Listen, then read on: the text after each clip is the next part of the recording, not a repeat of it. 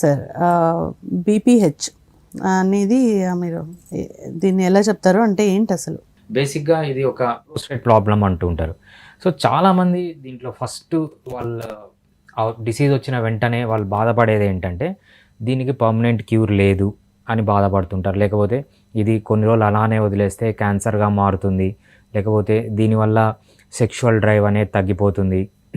ఇంకోటి ఏంటంటే దీనికి ఒక్కసారి వస్తే కంటిన్యూస్గా లైఫ్ లాంగ్ మెడిసిన్స్ వాడాలి, సైడ్ ఎఫెక్ట్స్ ఉన్న అలోపతిలో సైడ్ ఎఫెక్ట్స్ ఉన్నా కూడా ఆ మెడిసిన్ వాడాలని వీళ్ళు రెగ్యులర్గా బాధపడుతుంటారంట. ఇది మెయిన్గా వాళ్ళలో మేము పేషెంట్స్లో చూసే కన్సర్న్ అనమాట.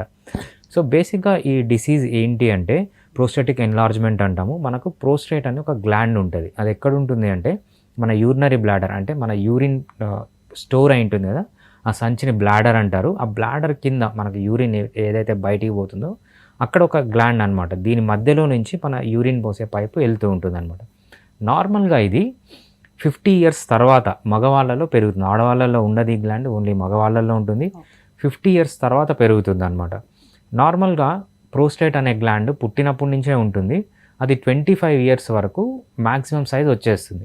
25 years తర్వాత నుంచి 50 years వరకు అంతగా సైజ్ పెరగదు.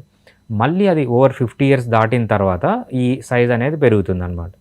సో ఈ సైజ్ పెరుగుతుంది, అందరిలో పెరుగుతుంది.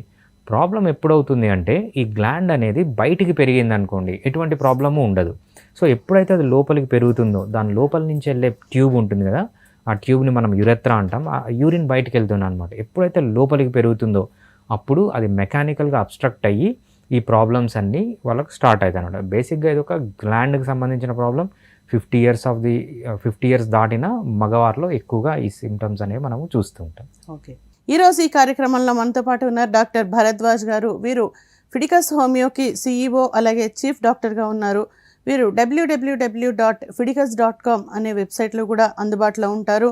అలాగే వీరిని సంప్రదించాల్సిన ఫోన్ నెంబర్ 7997101303.